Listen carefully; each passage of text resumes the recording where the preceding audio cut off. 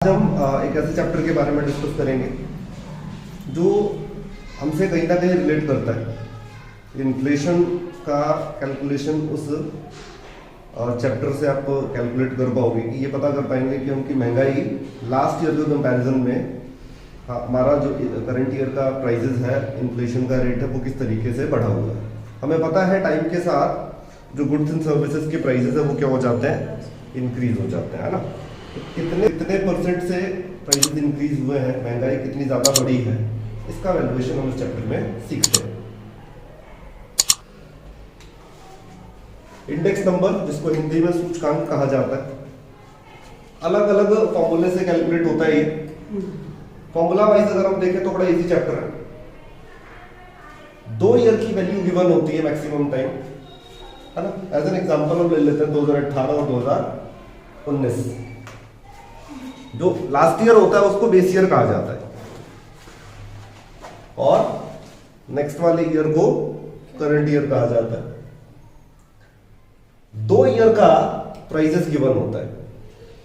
18 में क्या प्राइजेस थे, 4-5 गुड्स अवेलेबल होंगे और उन्हीं गुड्स के 19 में क्या प्राइजेस हैं वो गिवन होगा। आपको कंपेयर करके ये पता करना होता है कि प्राइजेस कितने प्रतिशत से बढ़ गए। अब मैंने तो बिल्कुल ईयर आफ्टर ईयर ले लिया है। ऐसा जरूरी नहीं होता है कि 19 का पता कर रहा है तो 18 ही बेस ईयर होगा। बेस ईयर पीछे का कोई भी एक साल हो सकता है। जैसे अगर 19 का कंपैरिजन हम कर रहे हैं तो बेस ईयर 2015 हो सकता है, 2004 हो सकता है, 2010 हो सकता है, कुछ भी हो सकता है।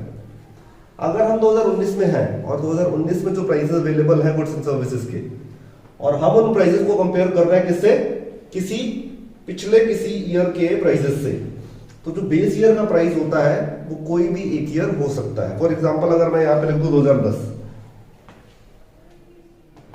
बेस ईयर चूज जब भी हम करते हैं ना तो हमें ध्यान रखना होता है, कंपैरिजन करते टाइम हमें ये ध्यान रखना होता है कि बेस ईयर हम ऐसा चूज करें जो एक नॉर्मल ईयर रहा हो। अगर आने वाले ईयर में हम इंडेक्स नंबर कैलकुलेट करेंगे तो 2020 कभी भी बेस ईयर हो ही नहीं सकता है। 2020 और 2021 कभी भी बेस ईयर नहीं हो सकता है। क्यों? क्योंकि वो ये दोनों एक नॉर्मल ईयर नहीं थे। कोविड था ना, कोविड की वजह से गुड्स एंड सर्विसेज के प्राइसेस क्या हो गए थे, बढ़ गए थे, बहुत महंगाई हो गई, है ना। तो आने वाले ईयर में 20 और 21 को बेस ईयर नहीं लिया जा सकता है। क्यों? क्योंकि वो एक नॉर्मल ईयर नहीं था। तो बेस ईयर जब भी लेना होता है तो हम एक ऐसा ईयर चूज करते हैं जिसमें नॉर्मल सिचुएशन, ना कोई वॉर हुआ हो, ना अर्थक्वेक आया हो, ना फ्लड आया हो, है ना, सब कुछ नॉर्मल रहा हो। और आपको चूज नहीं करना है। क्वेश्चन में बेस ईयर गिवन होता है, करंट ईयर गिवन होता है। आपका काम बस इतना होगा कि कंपेयर करके पता कर लो कि महंगाई कितनी ज्यादा बढ़ी। बेस ईयर का जो परसेंटेज है इन्फ्लेशन का, हमेशा 100 एज्यूम करके चलते हैं। तो अगर आपने क्वेश्चन सॉल्व किया और आपका आंसर आ रहा है 164%, डेसिमल में भी आ सकता है, तो इसका यह मतलब है कि प्राइजेस 64% से बढ़े। 164% से नहीं बढ़ा हुआ, केवल 64% से प्राइजेस बढ़ गए। इन्फ्लेशन या इंडेक्स नंबर आप कैसे कैलकुलेट करते हो, अलग अलग मेथड है इसके। सबसे पहला मेथड तो होता है सिंपल एग्रीगेटिव मेथड, जिसको हिंदी में सरल सामूहिकरण विधि कहा जाता है। फॉर्मूला इसका है P01 sigma P1 divided by sigma P0 into में 100। P प्राइसेस को डिनोट कर रहा है, सिग्मा का मतलब होता है ऐड, सिग्मा का मतलब जोड़, P फॉर प्राइजेस, 1 का मतलब हो जाता है करंट ईयर का प्राइस, 0 का मतलब हो जाता है बेस ईयर का प्राइस। और यहाँ पे इंडेक्स नंबर हम कैलकुलेट कर रहे हैं P01 का, यानी हम बेस ईयर को किससे कंपेयर कर रहे हैं, करंट ईयर से कंपेयर कर रहे हैं, है ना। तो सिंपल आपको 2 ईयर के प्राइसेस गिवन होते हैं, इस फॉर्मूले में पुट करना है और क्वेश्चन सॉल्व हो जाएगा। इसी वाले मेथड से रिलेटेड एक क्वेश्चन देख लेते हैं। कमोडिटी के इंफॉर्मेशन, कमोडिटी का इंफॉर्मेशन गिवन है यहाँ पे। अब यहाँ पे ना ABCD लिख दिया होता है। अब यहाँ पे राइस, व्हीट, पल्सेस कुछ भी हो सकते थे। अब उनके जो प्राइसेस है, इन गुड्स के प्राइसेस 2004 में इतने थे, लेकिन इन्हीं गुड्स के प्राइसेस 2017 में बढ़ के इतने हो गए। पहली चीज तो आपको ये देखनी है कि इन दोनों में बेस ईयर और करंट ईयर कौन सा है। जो लास्ट वाला ईयर होता है ना, वो हमेशा बेस ईयर होता है, तो ये आपका बेस ईयर हो जाएगा और ये आपका करंट ईयर। हिंदी में इसको आधार वर्ष कहा जाता है बेस को, और करंट ईयर को वर्तमान वर्ष कहा जाता है।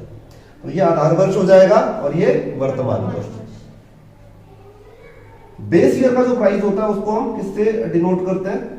0 से। तो ये P0 हो गया और ये किससे हो जाएगा? P1 हो जाएगा ये। अब इस फॉर्मूले को अगर आप देखो तो सिंपली क्या करना है, आपने दोनों ही ईयर के प्राइसेस को करना है ऐड, 107 and 170 ऐड करना है और सीधा फॉर्मूले में यहाँ पे रख देना है। फॉर्मूला है sigma P1 divided by sigma P0 into में 100। सिग्मा का मतलब होता है ऐड, जोड़, है ना। P1 का जो जोड़ है वो कितना आ रहा है? 176, और P0 का जोड़ आ रहा है इनटू में 100। आप इसको सॉल्व कर लो तो आएगा 164.49।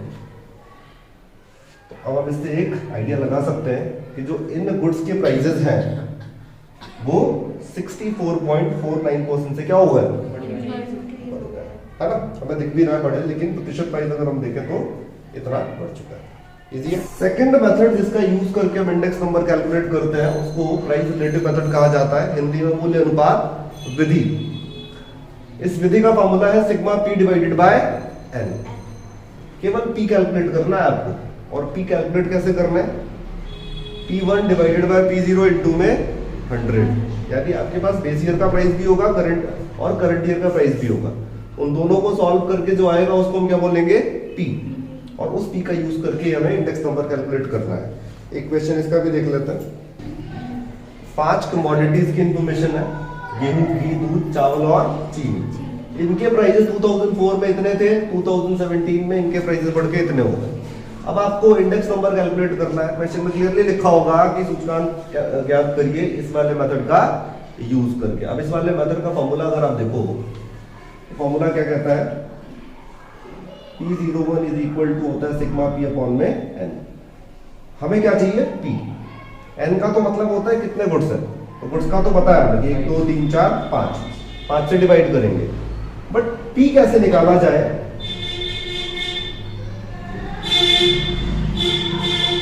क्योंकि बेस ईयर का जो प्राइस होता है वो तो P0 है, करंट ईयर का प्राइस P1 है। तो अब इन दोनों का यूज करके हमें क्या कैलकुलेट करना है? P। और P का फॉर्मूला क्या लिखा है ऊपर हमने?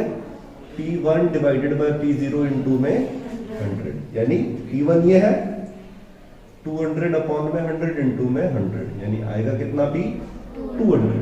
सेम यहां भी P1 आपका 40 है, P0 8 है, इनटू में 100 आ जाएगा 500।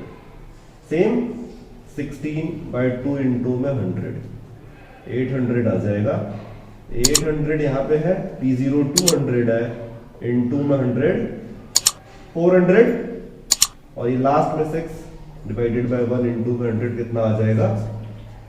P कैलकुलेट कर लिया हमने। अब हमें क्या करना है? सिंपल P को ऐड कर देना है। सिग्मा P हो जाएगा ये। P को अगर ऐड करें हम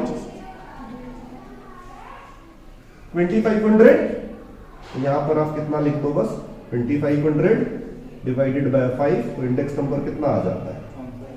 500। तो इस तरीके से हम दूसरे वाले मेथड से इंडेक्स नंबर कैलकुलेट करते हैं। अगला जो फॉर्मूला है वो कुछ व्यक्तियों से रिलेटेड है ना, जिन्होंने इस फॉर्मूले की खोज की है। तीनों फॉर्मूले देखने में थोड़े से खतरनाक से हैं, बट आसान है ना। तो उससे खतरनाक उसके नाम है लेस्पियर, पास्टियन, फिशर। इन 3 लोगों ने अपने फॉर्मूले दिए हैं कि इन फॉर्मूलों का यूज करके हम इंडेक्स नंबर कैलकुलेट कर सकते हैं। सबसे आइडियल फिशर का माना जाता है। अगर इन तीनों के आंसर्स अवेलेबल हैं तो लोग हमेशा इसको प्रेफर करते हैं, है ना। अब आप देखो तीनों फॉर्मूलों में PQ PQ PQ दिख रहा है बस, है ना। तो याद कैसे किया जा सकता है? बिल्कुल नहीं। लेस्पियर का 1000, फिशर का 1101, और फिशर का दोनों का मल्टीप्लिकेशन 1000 इनटू में 1101। कैसे? क्वेश्चन में लिख दिया उसने, लेस्पियर का फॉर्मूला यूज कर दो। आप क्या करोगे? सर मुझे दिख गया जो आप समझा रहे हो, है ना? ये सब मुझे दिख गया। सब फॉर्मूले में यही है, sigma P Q sigma P Q. इस वाले में भी यही है, इस वाले में भी यही है, सेम है ना? बहुत इजी है। अब आगे मेरा सुन लो लेस्पियर का जो मेथड है वो कैसे याद होगा आपको? सर मैं एक बार ट्रिपल सीखूं। हाँ समझ गया मैं। आपके आगे तो हम समझ लें। यहाँ देखो हाँ पी क्यू है।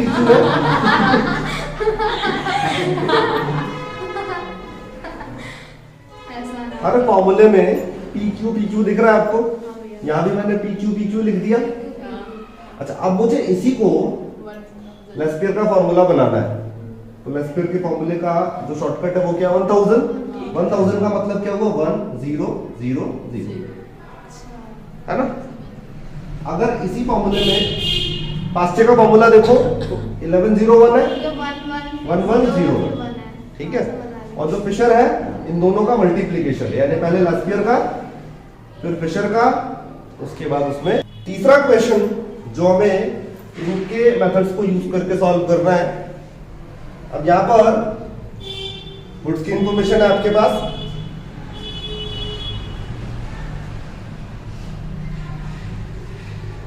बेस ईयर का प्राइस और क्वांटिटी, करंट ईयर का प्राइस और क्वांटिटी। हमें पता है कि जो बेस ईयर का वैल्यू होता है उसको 0 से शो किया जाता है, तो बेस ईयर का जो प्राइस है वो P0 हो जाएगा, बेस ईयर का जो क्वांटिटी है वो Q0, करंट ईयर का प्राइस P1 और करंट ईयर का क्वांटिटी Q1, है ना? पहले तो नामकरण कर देना है आपने। उसके बाद सबसे पहले लेस्पियर का अगर फॉर्मूला देखें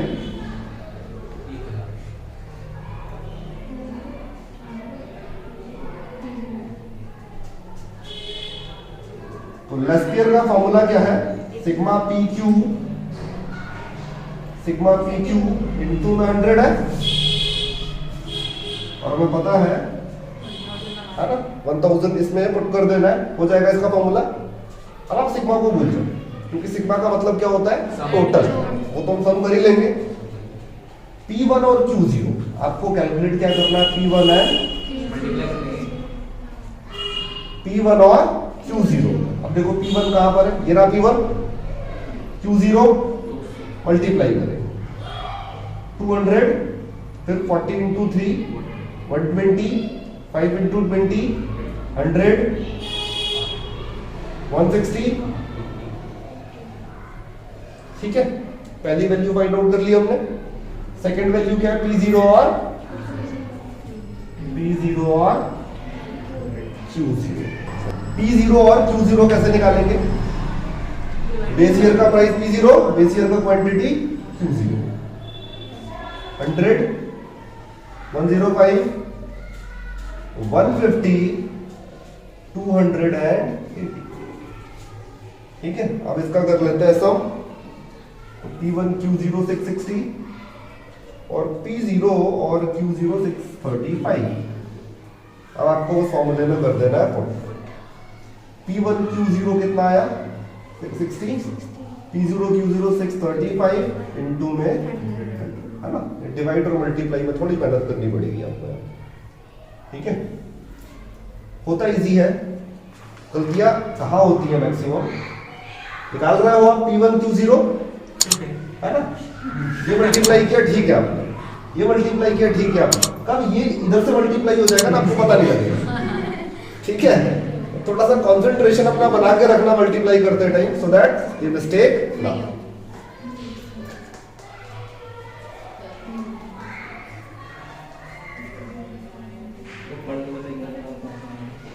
अगला मेथड है पास्चे का।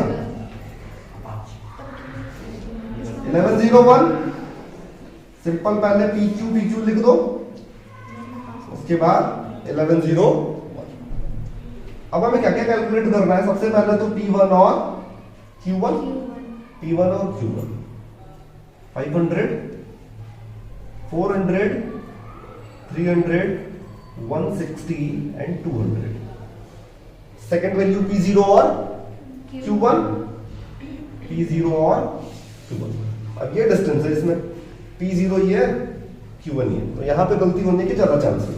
ठीक है, यहाँ मल्टीप्लाई होता जाएगा, है ना। इस लाइन में कब आ जाओगे आपको पता नहीं। 250 मेरे साथ भी हुआ है कई बार।